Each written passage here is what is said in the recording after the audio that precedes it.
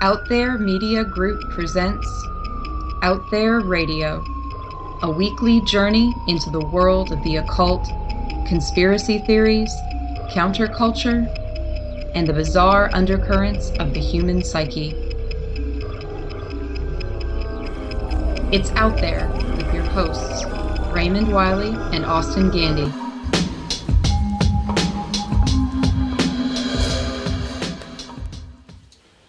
Welcome to episode 59 of Out There Radio. My name is Raymond Wiley. And I'm Austin Gandy.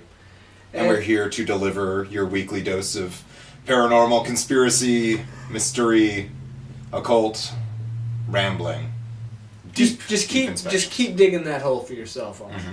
We were recording this week from where, Raymond? Yeah, well, there.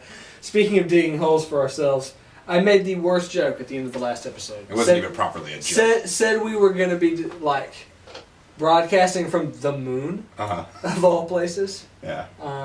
It was your Jesus take the wheel moment. It's like, we're running out of time. Quick, make a joke. Anything, first thing that comes to mind, but... Bleh. Yeah. Yeah, well. And I forget that because I was thinking, I'll say we're on the moon. But then I realized we got the V-blog. Or the vlog. Yeah. I've been corrected on this. So... Yeah, we can't fake a moon landing with this soundstage. We need Stanley Kubrick for that, definitely. How was your week, Austin? It was pretty good. I sold a wand, which of our listeners... What does that even mean? I sold a wand. I make wands and mojo bags and various occult accoutrements on my Etsy shop. And our listeners who are interested in finding such things, we can post a link so they can follow it and go see what I have. I only have 3 things up in the store now because people have just been cleaning out my inventory. Is that right? Yeah, well... Shilling. Right on here on the show. Shamelessly. I should have brought one so we could do the shopping network kind of thing. I wouldn't have stopped you. So, actually, I really enjoyed sitting on your back porch as you endlessly grind on wands and chant over them. I haven't actually seen you chant over them. So. That's the secret part of my process. So, but we're going to really get into your process tonight here on the episode because this is a very Austin-centric, largely, episode, and one where you will have to pronounce a lot of Japanese names. Are you up for it? I think so. You've been reining me in for a very long time about these cryptid episodes. This is something that I lobby for every week, that we just talk about mythological or legendary creatures, ghosts, demons, or whatever from folklore, and every week you're like, nah, let's talk about, I don't know, JFK assassination. Well, look, you started talking about it in the next room today as we were preparing for the episode. And I couldn't believe your level of expertise. I thought you kept to the Western esoteric tradition, but I was wrong about you. I was wrong about you. Yeah. So how are we we're gonna start this off kind of on a downer note, though, today. We've got Japanese tsunami ghosts. Yeah. So, as we all remember, in March of 2011, there was this immense tsunami set off by an offshore earthquake that hit Japan, probably the largest tsunami in recent memory at least, and killed 19,000 people. It was devastating, absolutely. But an interesting thing has started happening in recent years, in this year. People have been reporting sightings of immense numbers of ghosts. Some of them decapitated, some of them without hands or feet, some of them cut entirely in half, lining up to shop at stores that are no longer there, attempting to get into taxis, and basically just making the whole area kind of horrific. A lot of people are seeing these. A lot of people are reporting seeing this. To the extent, actually, that there's a comment from Kaizo Hara, a psychiatrist in the city of Ishinomaki. Doing good so far. And that's one of the areas that was worst hit by the waves. The psychiatrist says, the places where people say they see ghosts are largely those areas completely swept away by the tsunami. We think phenomena like ghost sightings are perhaps a mental projection of the terror and worries associated with those places. Which makes a certain amount of sense when 19,000 people are just wiped off the face of the earth, and not just the people, but the landmarks and everything that you knew about your city are just completely, literally washed away. Right. the brain is going to do some pretty unpredictable things, dealing with the grief and the loss, and also the terror that it could happen at any time. I don't think we have any equivalent here in the United States to this.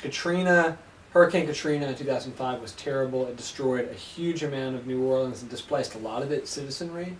But I think it only killed a few hundred people. Certainly not 19,000. Yeah. And so the death factor, not just being displaced and the destruction, but the loss of all of these people. Mm-hmm. And Japan being a very crowded place as it is. Most people don't know, 130 million people live in Japan. Just in Japan. That's as many people as live in Russia. Yeah. Just about. And that is a tiny landmass to contain that many people. And it's something that we'll get into as we go into further topics tonight. There is a remarkably vibrant belief in certain spiritual affairs in Japan. It's got this image of being very ultra-modern and, hyper-industrialized. Right. But there are certain aspects of traditional Japanese folklore that are still very deeply held by folks, including the belief in yokai or ghosts. Some of the things that we've kind of seen in this story, folks initially were going to visit these sites of wreckage to kind of make sense of what had happened and find the bodies of their loved ones or to reclaim possessions. There was actually a man who rescued 2 Buddhist statues out of his own house. And then he brought them back to his current dwelling, and he noticed that they were exhibiting kind of poltergeist-like activity, like they were haunted. And he doesn't really know what to do with that. He's got 2 possessed Buddhist statues that were from his own home, but because he dragged them out of the wreckage of his former life and had brought them into his new life, they're making his children sick, and he hears things moving around in the night, and it's all a very strange story. It sounds like the survivors have really clung on to this idea that all the terrible things that happened that day during the tsunami, there's some leftover spiritual energy from that, apparently just all over the place. Uh-huh. And it makes you wonder if their very belief in these things doesn't make it more likely to happen. Not that it's all just made up or this is a mass hysteria, which it very well could be. Mm-hmm. Okay. But something about just continuously pumping the idea into people. Yeah, and when you've got that kind of overflowing of hearing emotional so energy. many anecdotal stories, exactly. And yes, and then being in an emotionally just probably devastated state, many of them. Yeah, I mean, it's kind of a little microcosm of, a big tragic microcosm of kind of the thing that we keep on harping on, which is that people tell stories to make sense of their world, especially when it's confusing or scary, or you experience loss, and you don't know how to really put the puzzle pieces together to make a story that makes sense. Sometimes the puzzle pieces that we choose look very irrational from an outside observer, but when you look at why perhaps somebody might see, a line of ghostly shoppers queuing up to shop at a Let's hear some more grocery store that's examples. no longer there. Yeah. Kansho Aizawa, 56, mentions that she has seen headless ghosts, some missing hands or legs, others are completely cut in half. People were killed in so many different ways during the disaster, and they were left like that in limbo. So it takes a heavy toll on us. We see them as they were when they died. In some places destroyed by the tsunami, people have reported seeing ghostly apparitions queuing up inside supermarkets, and taxi drivers say they avoid the worst hit districts for fear of picking up phantom passengers. It appears to be a very widespread perception that there are just ghosts all over this place. And listen to the very urban nature of these descriptions as well. It's like this urban mythology, because it's not something you think of necessarily connected with such hyper-modern surroundings. Like they're queuing up at the grocery store. Right. So fascinating. Yeah. So, and it's interesting because it's a dark and stormy day here in the studio. Mm-hmm. So. Yeah, and certain things are kind of starting to change about the way people, they were going to these tsunami-wrecked parts of town to, at first, make sense of what had happened, and now it's starting to change into trying to go see if one's ghostly departed loved ones are there to try to pass a message along to the land of the dead, or to find a Buddhist priest or something to basically help them, achieve peace. Scary, Mm-hmm. fascinating, and kind of sad. Really, all at the really same sad. time. Yeah. So, do you But- think there are really ghosts? Really are ghosts? I'd say that the jury is very much out, but it is always interesting to see what mythological or supernatural sort of entities, what role they play in the lives of folks that do believe in them. Some things are really obvious, like a water spirit that you're warned against drowning you is basically a warning that water is dangerous and you shouldn't play around it. Right. But when it's something like a ghost that's, kind of delineating the line between what is a living person and what is a dead person and how you can still have a relationship with people who have passed on, I think it gets very interesting. So yeah, those ghosts are real to the people that are, exploring that in-between zone between living and dead. I'd say they're very, very real. How do I respond to that? We'll just move on. No, I don't. No. I mean, I don't want to say that you shirked the question because we didn't really get your opinion about it. Okay, what's the spirit world, Austin? Are there spirits out there? Do we make them up, or does our very belief in them create them? That's a really good question. You know. Yeah, I don't know. I really don't know the answer to that. But I'd say that there's kind of an in-between zone that happens, where we look at the world around us and, maybe back in more tribal or superstitious kind of days where we didn't have a whole lot of language to describe natural processes. And so we have to come up with some reason why, occasionally this volcano goes off and we can't really predict it, but we try to mollify our, terror of it by figuring out what kinds of rites are appropriate to propitiate the spirits or what have you. But I think there is a certain sort of being that kind of pops up on the liminal space between the human mind and the world that it's perceiving. And kind of in that in-between, existing just on the boundary between the human mind and its world. That's where spirits are. That's what I believe. Okay. Clarify for me a little bit. No, I'm not trying to mess with you too bad here. You sometimes do magical workings, right? You're a wizardly type person. Sometimes that involves evoking a spirit. Right. If you are evoking a spirit, what is it that, to you, that you're evoking? So some people ascribe to a very psychological notion of magic, especially in these very secular postmodern days where it's basically the idea is kind of coming out of Jungian psychology, that you're just kind of interacting with elements of your own psychology and you can kind of give them a personification and interact with elements of your own psyche as if they were real beings. I don't know that I fully ascribe to that. I don't go to the other end where we say, a ghost is some kind of electromagnetic being that you can detect with an EMF detector or infrared cameras or what have you, which would be positing that it's an entirely external thing. I think it's probably somewhere weirder. That the thing is not necessarily a creation only of your own psyche, but it describes something that dwells sort of between psyches. When we're talking about the idea of a collective unconscious, we're not talking about just something that's in your own head. We're talking about an interpersonal thing, a transpersonal thing, a web of meaning and ideas that are transmitted through visual imagery, through words, through stories, through myths, and those stories exist independent of any single human mind. It's kind of a web that exists in between. We're just kind of transmitting that web. And I think that there is a certain existent, an organismal kind of existence to ideas. I think Richard Dawkins, ironically enough, coined the term meme when he was talking about a being, a kind of organism of thought. That is transmitted from person to person through communication. Mm-hmm. I would say that all spirits, all gods, all ghosts, all of our myths are that kind of a being. It's independent of any individual human being, and so it doesn't just exist in your mind. It's somewhere out there.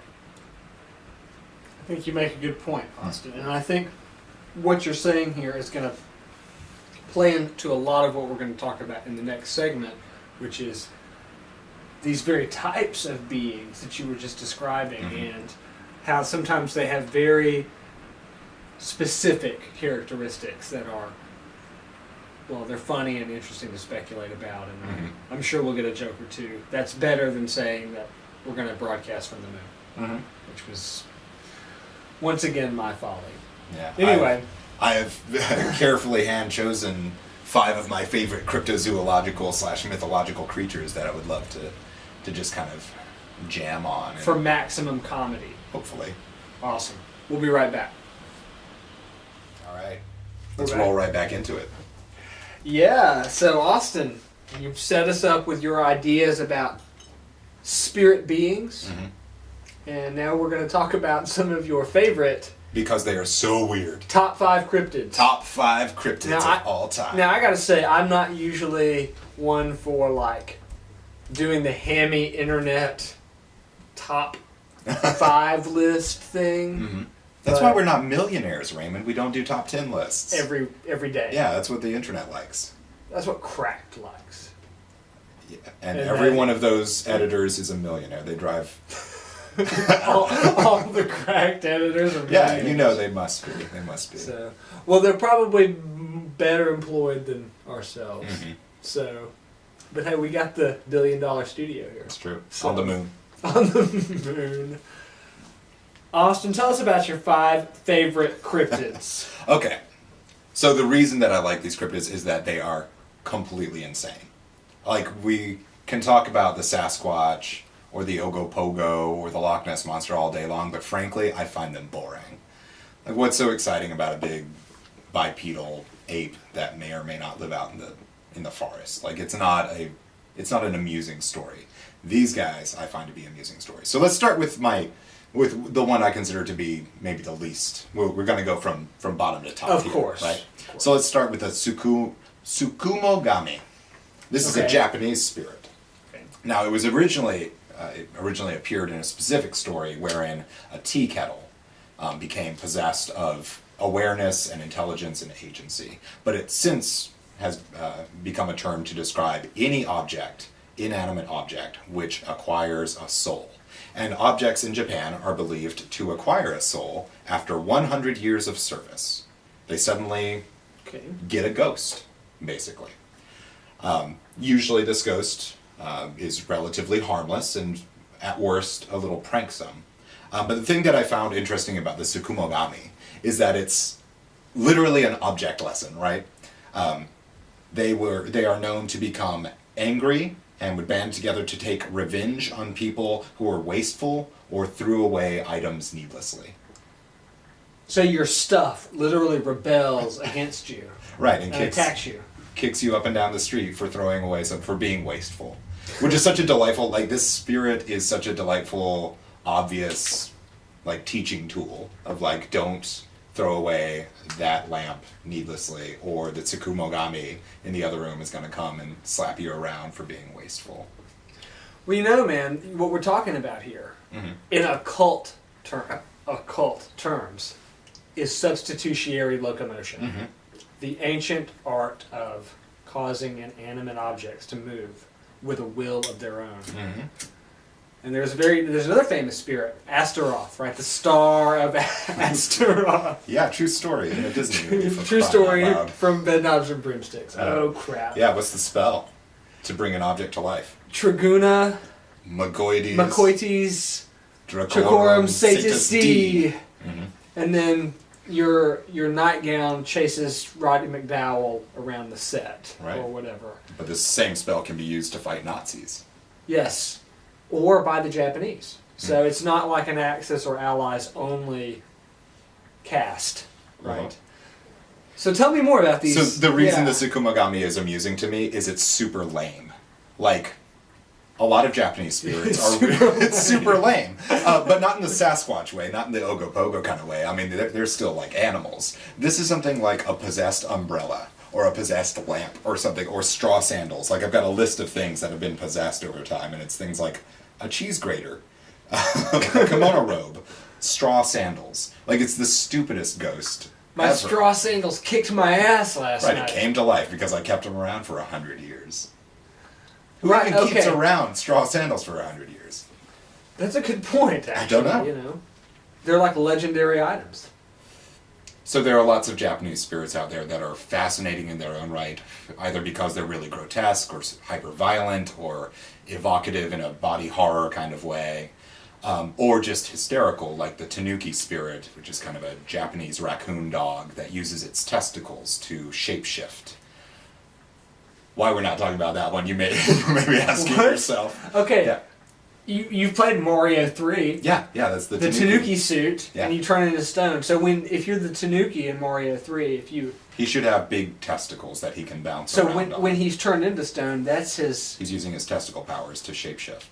Yeah, these raccoon dogs are believed to have magical powers residing primarily in their testicles, which they can deform or inflate or use to put on puppet shows or to make a sail. I love making a sail with my testicles. I mean, God. Yeah. How did this not get on your top 5 list?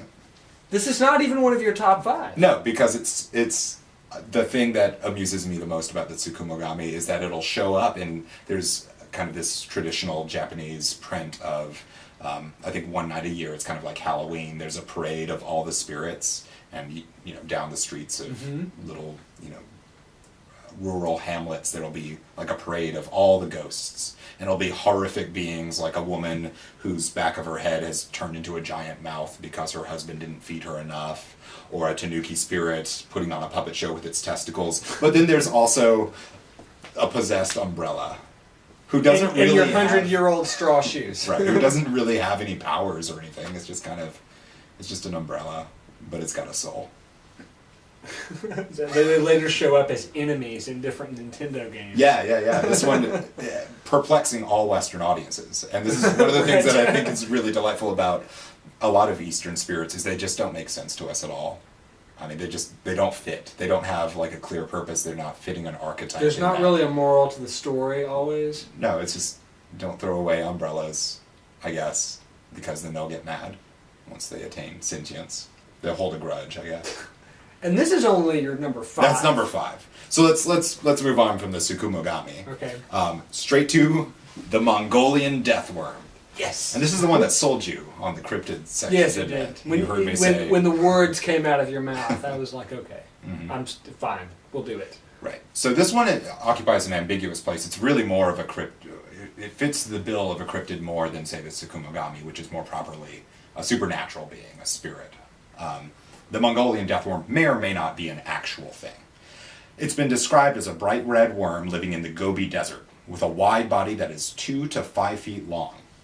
The worm is the subject of a number of claims by Mongolian locals, such as the ability of the worm to spew forth an acid that, on contact, will turn anything it touches yellow and corroded, like a rust monster from the Monstrous Manual. Sure. And which would kill a human, as well as its reported ability to kill at a distance by means of electrical discharge. It shoots lightning bolts, for crying out loud. Yeah. So it does acid damage. It does lightning damage. It corrodes objects and turns them yellow. So it puts a wound debuff on you. God. Yeah. And apparently it's also attracted to the color yellow. So travelers in the desert, in the Gobi Desert, are warned against wearing yellow lest it attract the Mongolian deathworm. So if we went on a hunt for the Mongolian deathworm, we could, if we wore yellow, it would at least scare our guides away. Right. They're believed to prey on camels, to eat camels and deposit their eggs inside the camel's intestines. So you got to be careful with that. So complex. Right. Yeah, and numerous people have gone on hunts for the Mongolian deathworm. Weird stories abound, like the director of the American Museum of Natural History cited the Mongolian Prime Minister Damdinbazar, who in 1922 described the Mongolian deathworm as shaped like a sausage about 2 feet long, has no head nor leg, and it is so poisonous that merely to touch it means instant death. It lives in the most desolate parts of the Gobi Desert. So, and it's got an instant kill, like super attack on it. Yeah. So this is the kind of spirit that you sometimes see emerge in local folklores, which basically symbolizes it lives in the most desolate parts of the Gobi Desert, which you could probably make an argument for being the most desolate parts of the earth. Right. Right. So there's often a spirit that will kind of occupy a place that the locals kind of use as a placeholder for, just don't go there. Like there's nothing there but death. So But you it's say kind of- so you say the worm is there. The worm is there, right? And it kind of over time becomes more and more of a being and a character in folklore. You know, it kind of attains to a certain characteristics. When people ask, well, why don't we go to the desolate place? Then you're in the unfortunate position of trying to explain the kinds of death that can happen out there. And I guess occasionally you reach and you come up with a Mongolian deathworm. So is that what Sting was riding in that movie? They're in Dune. Yeah, that David Lynch movie, right? Yeah. Well, He had like the super blue eyes. Yeah. Am I remembering this right? you were Okay. remembering correctly, yes, because he had ingested the spice. Which gave him. The precious spice. Yes. Okay, I remember this. Okay. Now I think Sting was a member of House Harkonnen, and therefore was not ingesting the spice. He was merely trading it. I think he was the son of the Baron Harkonnen. You would know better I than think I. you're thinking of Kyle MacLachlan or Agent Dale Cooper. That's right. Yeah. So he's sort of like your spirit animal, Mm-hmm. Agent Dale Cooper. I think that he is the best male role model I have ever come across in any medium ever. What if we did a Twin Peaks episode of Out There Radio? Can we please? Yeah, let's do Yes, that. we're gonna do that. Okay. We'll have to figure out exactly what we're going to talk about. Maybe we can just pause Okay, at the third wait, season. Wait a minute. You're talking about Twin Peaks, and you're like, oh, well, we'll figure out what we're going to talk about. Yeah, there's plenty to talk about. That's true. That's True. We'll just Yeah. spend the hour writing the third season. Please. Yes. So number 4, Mongolian deathworm. Death Worm. Shoots lightning, spits acid, corrodes metal. It is the ultimate D&D creature. It's pretty amazing. Just below the Tarrasque. Just below the Tarrasque. You know, you have to cast a wish to kill the Tarrasque. Yeah, and that's So- after you've removed its 5,000 hit points. It's ridiculous. Have you noticed, Austin, how this show has kind of descended into complete nerddom in the 3rd season? I'm not concerned. It was as if we graduated from college, a few years passed, we came back to do the show, and all that we did in the meantime Was just nerd Was out. just nerd watch out, Deep Space apparently. Nine and do tabletop role playing. Yeah, Deep Space Nine's done a lot for my life, I feel like. All right. So, what's number 3? Let's move on to the Tikbalang. So this one's Filipino, and the Filipino spirits are at least as awesome as the Japanese ones, if not more so. So it was really hard to choose here. There's the wak-wak, which is sort of a carnivorous night bird that accompanies witches. There's the aswang, which is kind of a crocodile dog vampire.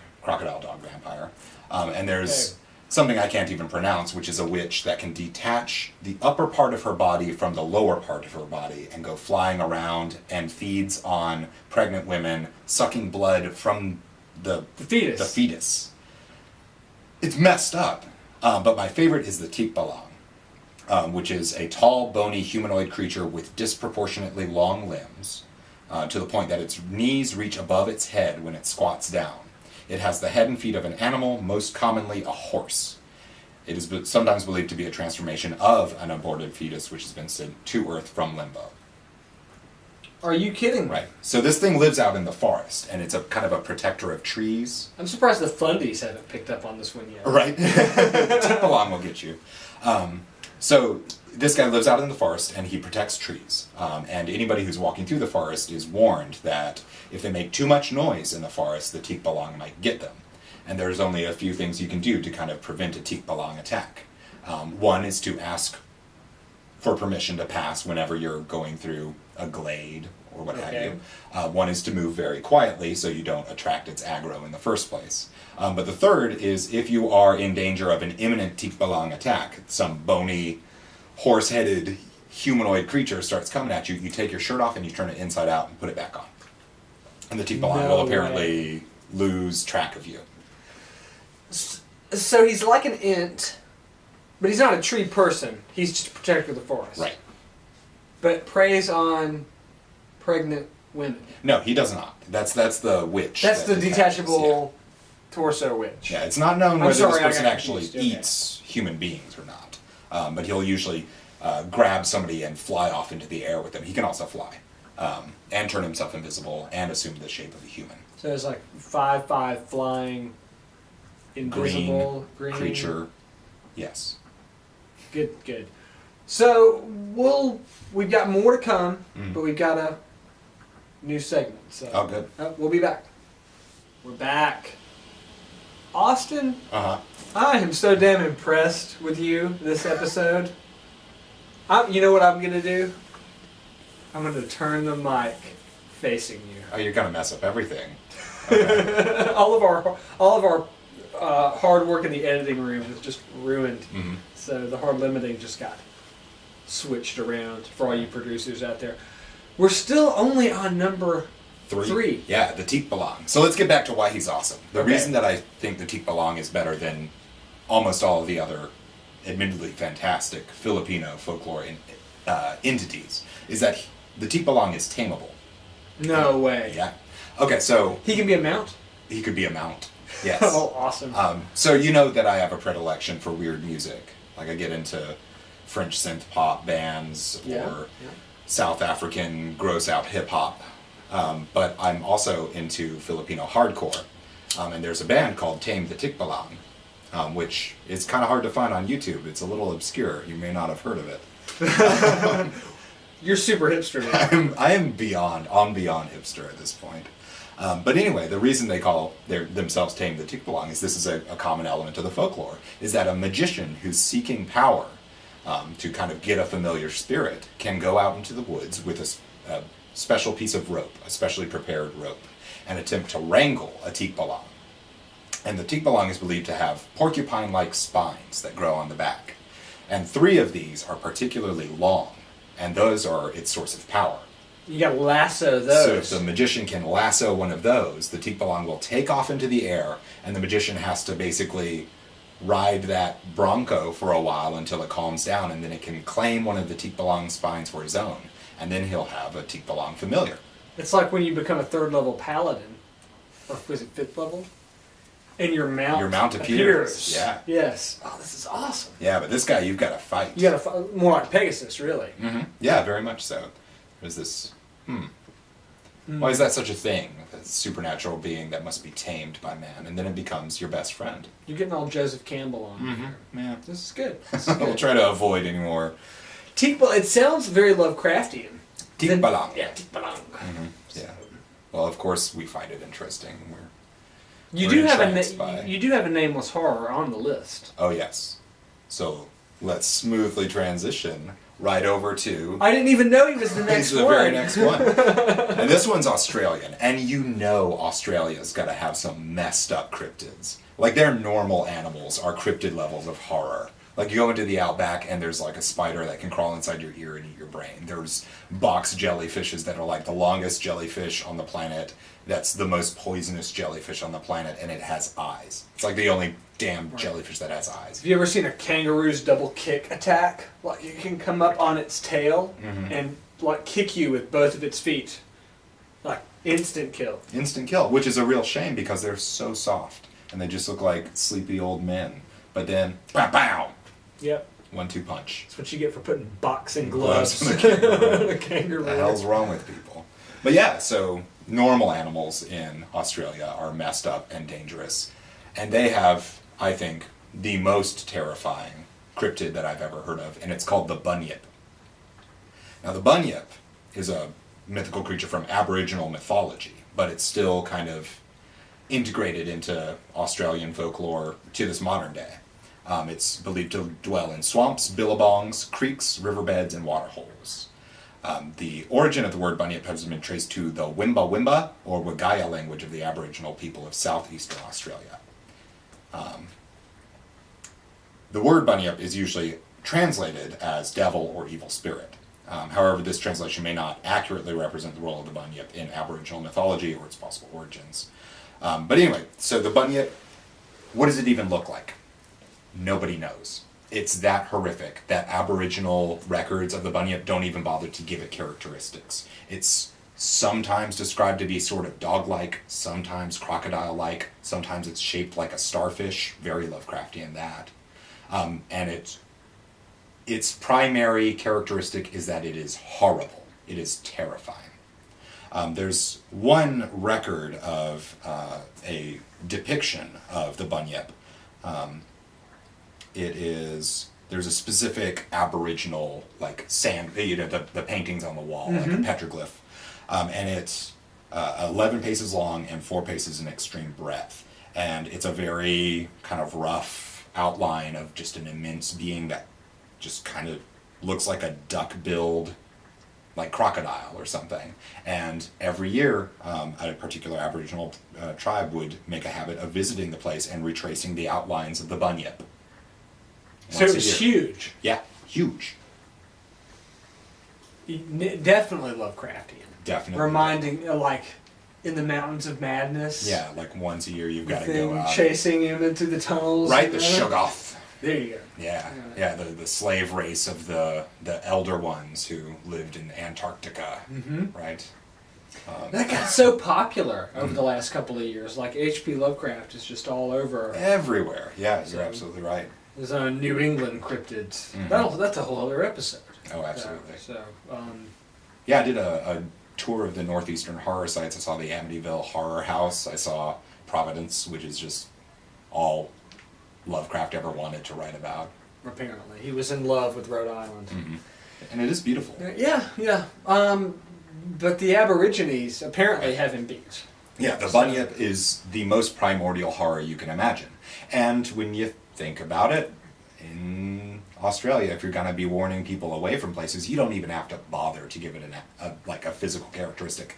Because let's think about the platypus for a second. Right? Okay. It is nature's most ridiculous animal, right? It kind of looks like a beaver with a duck bill. You kind of just want to squeeze it. But the damn thing has poisonous spines on its butt. Like, it's a highly venomous animal. I didn't know that. Yeah, you can't just cuddle a platypus. It'll mess you up. That's Australia for you. So, of course, if You you're can't warning cuddle a people, platypus, you can't even box a kangaroo. They'll all kill you. They will all kill you. So you can't even bother to, when you're telling people there is an evil spirit that dwells in the billabong or the creek or the swamp or what have you, you can't even tell it what it's going to look like because everything there is going to kill you. You just tell them, it's a bunyip, okay? So now I understand when you were talking about how dangerous maybe the bunyip is like a symbol of how freaking dangerous it is to be in the outback. Yeah, we'll try to put up, there's an artist unknown depiction of a bunyip, and we'll try to put a little image of that up in the episode for those watching the vlog or something, or a link. Well, because it is ridiculous. Like it looks like, I don't know, it's got like a dog face, horse tail, flippers, walrus tusks, horns, and duck bill. Didn't I read about that in the book of Revelation? It is that level of bizarre. Jesus. Well, I know we've got a lot of Australian listeners, because a few of them have even emailed me lately, thank you, or left comments, whatever. And so if you've spotted the bunyip, please let us know. And maybe let us know what it looks like as well, because unnameable horror. Unnameable horror. Yeah, we'd love to know if you have any stories about the bunyip. I'm sure it's got local variations. Right, or just, about spiders that are the size of a sedan or anything like that. Whatever. Yeah, any wildlife stories, real or imagined, from Australia are bound to be interesting. But, okay, so what I'm wondering now, and the rest of the audience too, on the edge of their seats, Austin, what is worse than that? My number one favorite cryptid of all time is Geff, the talking mongoose. Oh, God. He's also referred to as the Dalby Spook. He's a talking mongoose reported to inhabit a farmhouse known as Cashin's Gap near the hamlet of Dalby on the Isle of Man. Okay. So this guy's been interpreted in various ways. As a cryptid, as a hoax, as a normal animal, and even as a poltergeist. So there was this family that lived on the Isle of Man called the Irvings. And this was James, Margaret, and their 13-year-old daughter, Voirrey. Okay. I don't know if I'm saying that right. Voirrey. A lot of hippies living out on the Isle of Man, so... And they were living there in the 30s. And in September... pre-hippies, sorry. September of 1930. Flappers, I don't know, whatever they had back then, the Gilded Age. So by their own... British Gilded Age? British Gilded Age. Aww. Well, we're doing well with the Australians in this episode, but the British, they're going to be laughing. I'd be losing them. One by one. Okay, so in wait. Okay. Wait, I'm sorry to stop you again, but so we've got a talking Rikki Tikki Tavi on the Isle of Man. Go Correct. on. Okay. Do I have your interest? So in September of 1931, the family, apparently, according to their account, heard scratching and rustling noises behind their farmhouse's wooden wall panels. Initially, they thought it was a rat, but then the unseen creature began making different sounds. At times it spat like a ferret, growled like a dog, or gurgled like a baby. Shortly thereafter, the entity started to speak and introduced itself as Gef. It variously described itself as an extra clever mongoose, Okay. an earthbound spirit, or a ghost in the form of a mongoose. Okay. Now, only one person ever actually apparently saw Gef, and that was Voiri, the 13-year-old child. And she described it as the size of a small rat with yellowish fur and a large bushy tail. Now, Gef also said that he was born in New Delhi, India in 1852. He's already He's an 80-year-old. He's a venerable old mongoose. Okay. An extra clever mongoose. But this is not, in fact, what Indian mongoose look like. So, his story is already... And they don't live to the age of 80. 80. He's already fishy.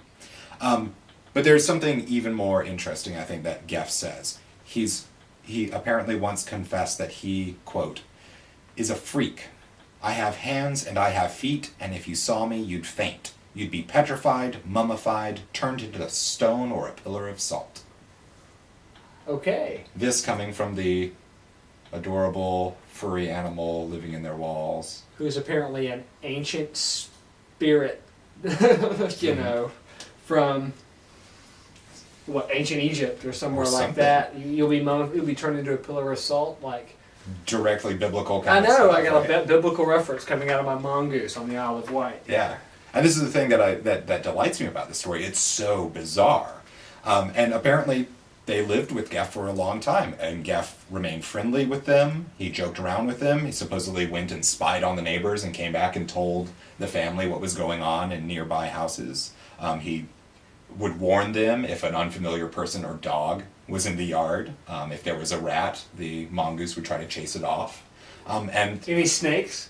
no snakes, because Strangely the Isle enough. of Man, well, Oh, St. cool. Patrick chased them all fair. out of Yeah. Okay. the entire UK, right?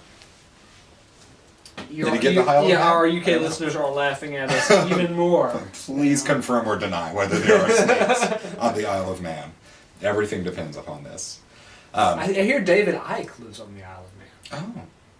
I wonder if Wait, he's ever is had the a- Isle of Wight or the Isle of Man? This is the Isle of Man. Okay. Yeah. Because I think you said the Isle of Wight earlier. Oh, I didn't mean to. Oh man, Oh no. we're sinking.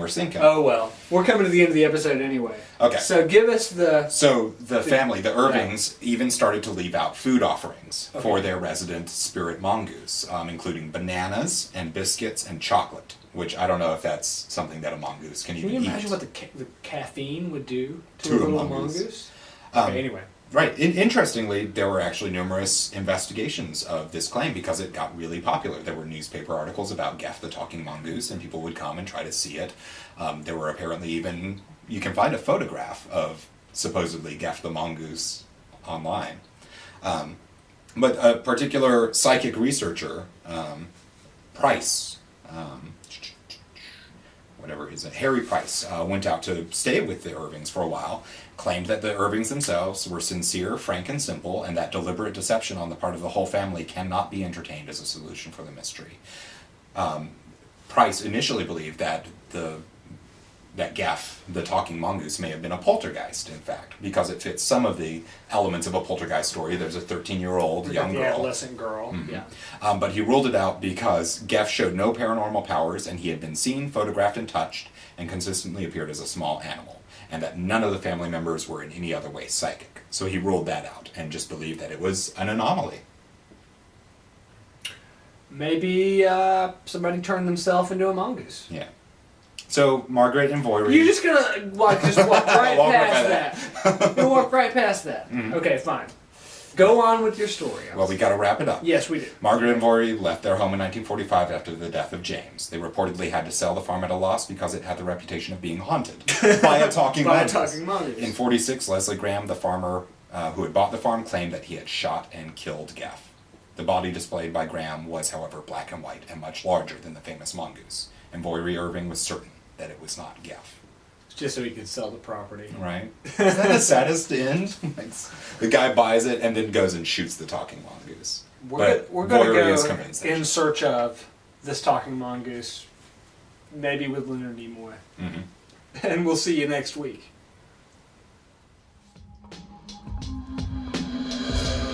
You have been listening to Out There Radio. For more information or to access premium episodes, please visit us online at outthereradio.net.